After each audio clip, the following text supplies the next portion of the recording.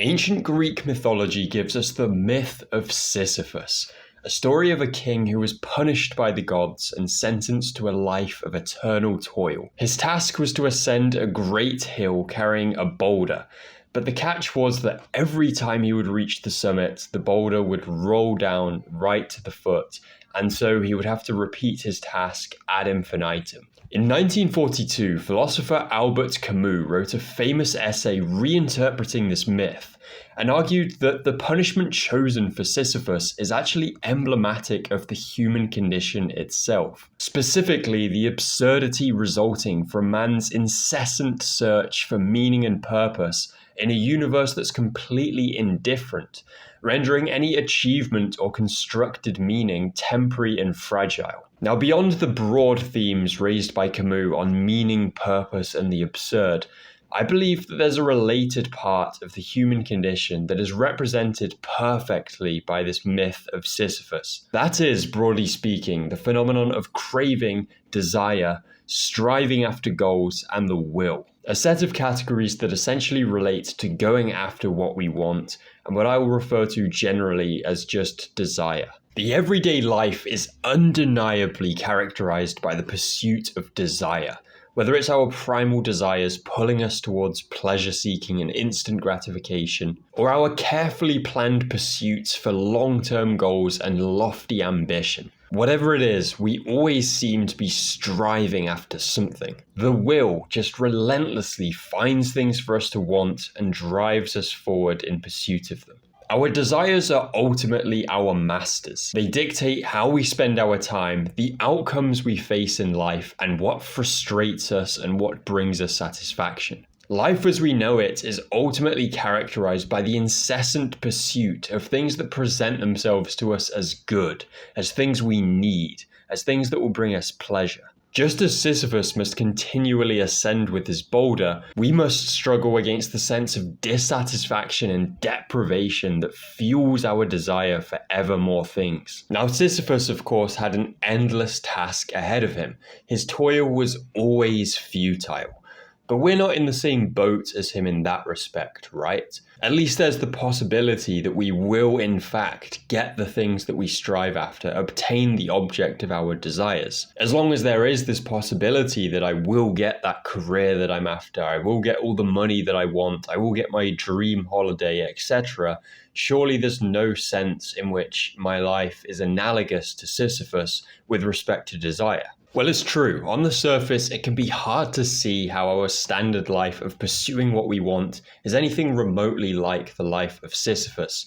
But today, we're going to go through a Stoic analysis of desire and see that under the surface, the two are a lot more similar than you might have thought. Now, the mechanism of desire that this video is about is, of course, incredibly deeply rooted and ingrained. It's a mechanism that's led us our entire life. But what this means is that we're incredibly prone to being blind to certain facts about it. Because we're so used to being in the state of wanting something, of striving after something, we take it for granted and we don't typically introspect that state too deeply. But an analysis that the ancient Stoics, the Buddhists, and also philosophers like Schopenhauer share in common is that the state of desiring is itself a state of suffering. The state of desire is just defined and characterized by a state of dissatisfaction with our present lot, a sense of deficiency with one's life that needs to be rectified. Now, the extent of this varies and depends on the strength of the desire in question,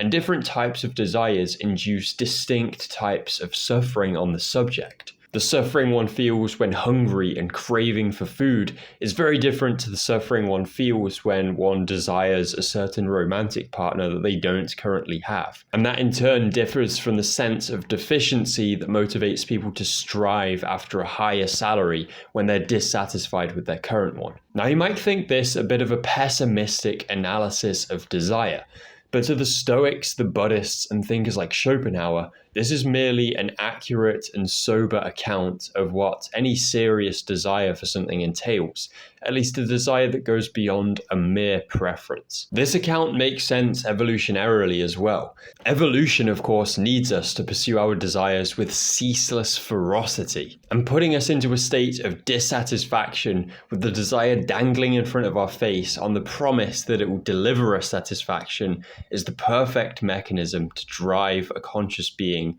ever forward towards the object of desire. And this brings us to the core part of desire that philosophers hailing from all across the globe, across different time periods, have argued is simply an illusion. This is the appearance that desires come to us with as being the key to our lasting satisfaction. Typically our more heavyweight desires, the dream career, the highest salary we're anticipating in the next year, the new house, the new partner. When we're in the process of anticipating these things and striving after them, our mind tells us that once we achieve them, everything good will be ours. This is the other reason why desires are so damn motivating. They put us into this pit of dissatisfaction with the promise that they will pull us out of it for good. Just get that higher salary, then you'll be comfortable, then life will be good. Then you'll finally have fulfillment and you can rest. This appearance of a desire being final is perhaps the most deep-seated illusion associated with desire that the Stoics and the Buddhists warn us heavily about. And so going back to our original point, it is true that you may attain the object of your desires. That is possible. You may get the car you wanted, the job you wanted, the partner you wanted. But then just as quickly as your sense of wanting and deficiency is transmuted into joy, satisfaction, and pleasure, the mind simply restarts the cycle. It acclimatizes to your new set of circumstances, the new set of things that you have. And just like that, your will creates new standards to be satisfied. A new list of desires is created, and the boulder tumbles back down the mountain all the way to the foot. Just as Sisyphus is doomed to another repetition of lifting the boulder and ascending the mountain again, you are doomed to another round of dissatisfaction and striving at the hands of a brand new set of temporary desires. Just as satisfying your previous desires never brought you the long-term satisfaction you were after, this one will be no exception, despite its appearance that it will be. Here's how Seneca, ancient Stoic philosopher, described desire. Why wait until there is nothing left for you to crave? That time will never come. We say that there is a succession of causes from which fate is put together. There is likewise a succession of desires. One is born from the end of another. Seneca. At last then, away with all these treacherous goods. Better when hoped for than when attained. If there were anything of substance within them, they would have already brought you satisfaction. As they are a drink that makes you more thirsty. Seneca. And so the first truth of desire that we went over from these schools of thought was that desire necessitates suffering. Desire is itself a state of suffering. And the second could be summarized like this. Desires are endless, and the fulfilling of desires only leads to more springing up. You see, the fulfillment and satisfaction you experience when you finally get what you strove so hard after, when you finally get what you wanted, is incredibly limited and short-lived. Whilst we feel that the desire is going to bring us really long-term satisfaction and sort of transform our life from one of dissatisfaction and needing more and deficiency and deprivation into a good life, a tranquil life, a happy life where we're contented, and we may have certain preferences or things that we want, but they're really not a huge deal. We fundamentally have what we need now. This always turns out to be a cruel deception, as we're cast right back into the cycle. We cut off one head of the hydra and two more spring up. When a piece of good fortune befalls us, our claims mount higher and higher, as there is nothing to regulate them.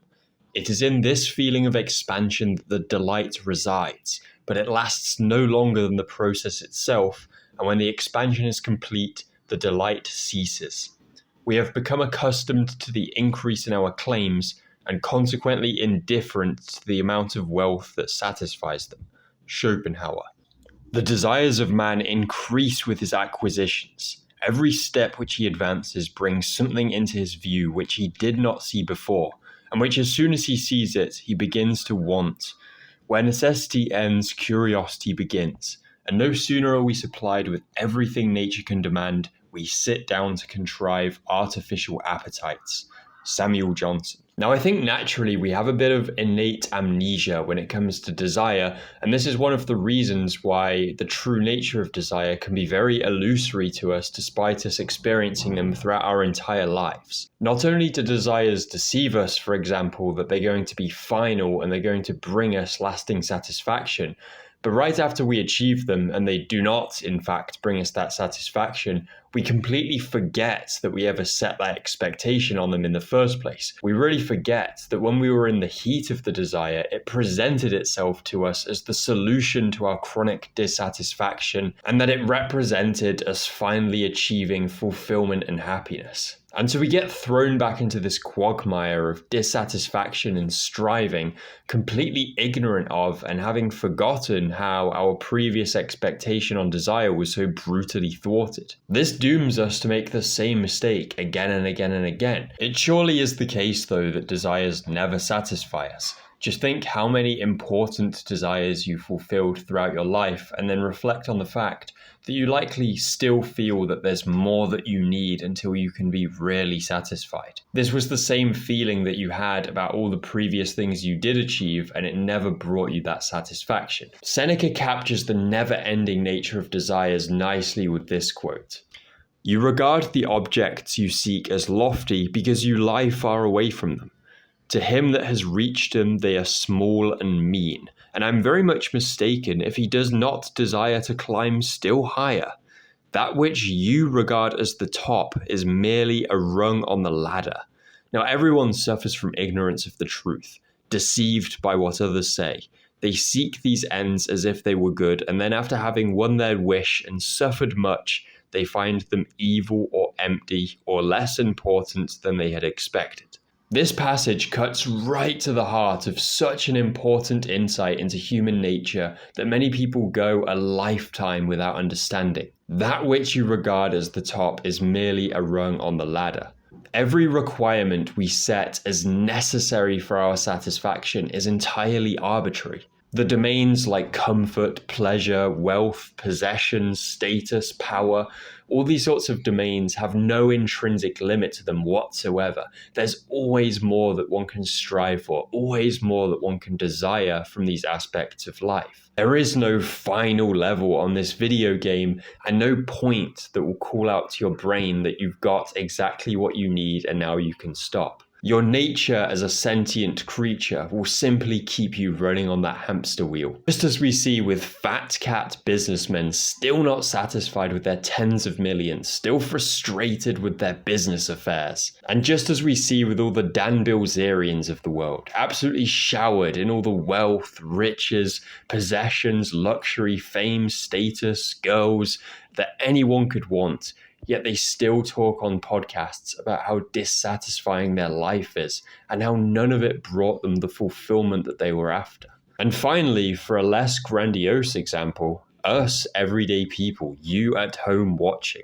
You see, while it's very easy to recognize the flawed approach of the multimillionaires who still strive after more wealth despite having what to us is so much, this same pattern of misguidedness is still present in us. We live with unprecedented levels of luxury, wealth, comfort, and opportunity, but we still fall into the fallacy of thinking what we have not enough and incessantly striving for ever more, thinking that when we achieve it, it will finally bring us an oasis of lasting satisfaction. It's just too much of a tempting, deep-seated cognitive trait to think that if we can just achieve this desire in particular, then satisfaction will be ours, but it's almost always illusory. Just as it's easy for you to look towards millionaires and people with much more than you and think, well, how on earth do they think that they need more to be happy? How do they not see the flaw in their approach? There's millions and millions of people who are in the same respective position compared to you as you are compared to the millionaire,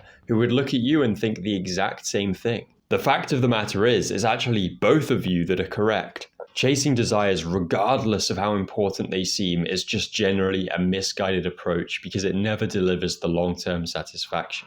Epictetus: you will learn the truth from experience. The things that people value highly and try hardest to get do them no good once they have them. Those who don't have them imagine that once they do, everything good will be theirs. Then they do get them, and the heat of their desires is the same, their agitation is the same, their disgust for what they possess is the same, and their wish for what they don't have is the same. Now, the mechanism we're talking about here with desire is essentially a nice illustration of a broader point the Stoics make. And that's the point that it's not your circumstances or your external events that fundamentally matter in any capacity. It's the way that you're judging them that determines the quality of your experience in life, whether you're happy, whether you're dissatisfied. All of this depends on the judgments you make about what happens to you.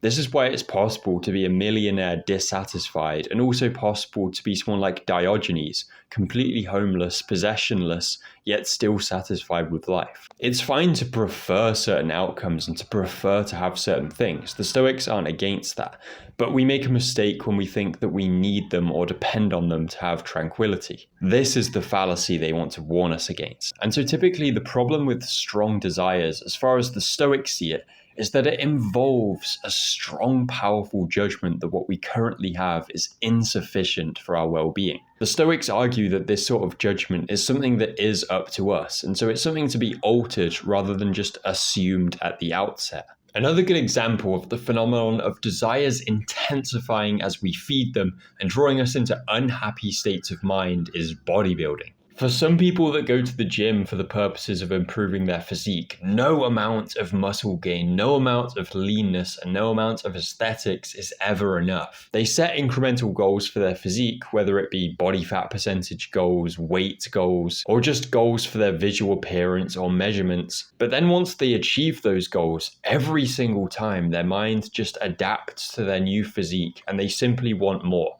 They see their current physique with the same dissatisfaction that they saw it previously, and the cycle continues. This can lead to quite serious body dysmorphia in males, where people will get a very impressive level of muscularity, but then they'll see people who take huge amounts of steroids, and their claims will mount ever higher. They'll want more. They'll see their current state as scrawny, and so as Epictetus put it, their disgust with what they do have remains the same.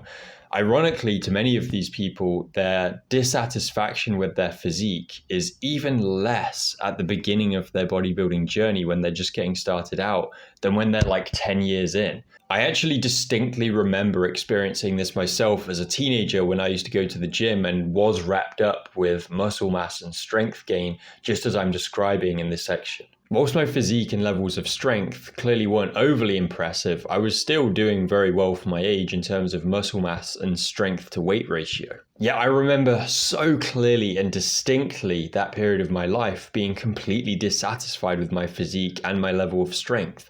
I'm sure if complete gym beginner me had met me at my gym peak, I would have been incredibly happy and impressed with the level of progress that I made over my years at the gym. But the reality of actually being in that more advanced state was simply one of having set a bunch of incremental goals, and every time I achieved them, the satisfaction was incredibly short-lived before my mindset about my results shifted back to indifference, and I viewed myself exactly the same way as I did when I was starting out. Now, the Stoics did draw an important distinction between what they call natural and unnatural desires.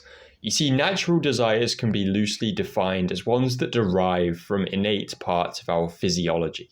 So the kind of paradigmatic examples will be hunger and thirst. Whereas unnatural desires tend to be ones that stem from the particular and accidental external and psychological conditions that we happen to find ourselves in. Now, the Stoics say that pursuing natural desires is generally okay. And the way that Seneca argues you can make the distinction and adjudicate between what is an unnatural and a natural desire is to ask yourself whether it would be capable of coming to a rest, whether there's some sort of intrinsic limit to the desire. Now, with something like hunger, we can see that there is. Firstly, regardless of how you live, who you are, the kind of society you're in, you're going to be hungry. It's an innate part of your physiology. It's entirely natural and unavoidable. But if you just eat enough nourishing food, the hunger will go. It won't push you into a constant striving for more once you've had enough to meet your body's needs. But on the other hand, your desire for certain possessions or for money certainly are unnatural. You only want a new phone, for example, because of your exposure to modern technological society and its rampant advertising campaigns. Now, at this point, you might be thinking something like, okay, a lot of these ideas on desire make total sense. But how do we actually put this into practice to improve life at all? Or are we just doomed to live this way? Is the only way out of this to basically live the life of a monk and just completely give up all desire? Well, no, and this is actually a big misconception. The Stoics themselves were not monk-like in the slightest. You see, the main Stoic message is that we need to disattach our emotions and our sense of happiness from desires. They want us to understand that whether we achieve them or not is not required for our flourishing or our well-being, and so whether we get them or not should not be the primary concern in our life. That doesn't mean, though, that it's not perfectly acceptable to prefer certain things, to want certain outcomes more than others, but they should be treated as preferences rather than strong desires in any capacity. The same way you might prefer one ice cream flavor over the other, but you're not upset if you don't get that particular ice cream. The Stoics want us to view all our desires in this sense. That would be the ultimate goal. And so we have this kind of middle ground approach at our disposal. It's not the case that you either have to be a complete monk or just follow all your desires as you typically do. There's a life advocated by the Stoics where you rationally and critically evaluate your desires, you rigorously determine if they are important or not, you carefully disattach your emotions and your happiness, so that if they don't go your way, you won't be frustrated. Being satisfied with one's present condition, with one's current lot, was one of the most important and prevalent teachings in Marcus Aurelius' Meditations, that famous text from that famous Roman emperor. He was always reminding himself that it's completely within his power. It's simply a mechanism of his judgment whether what he has is enough or not.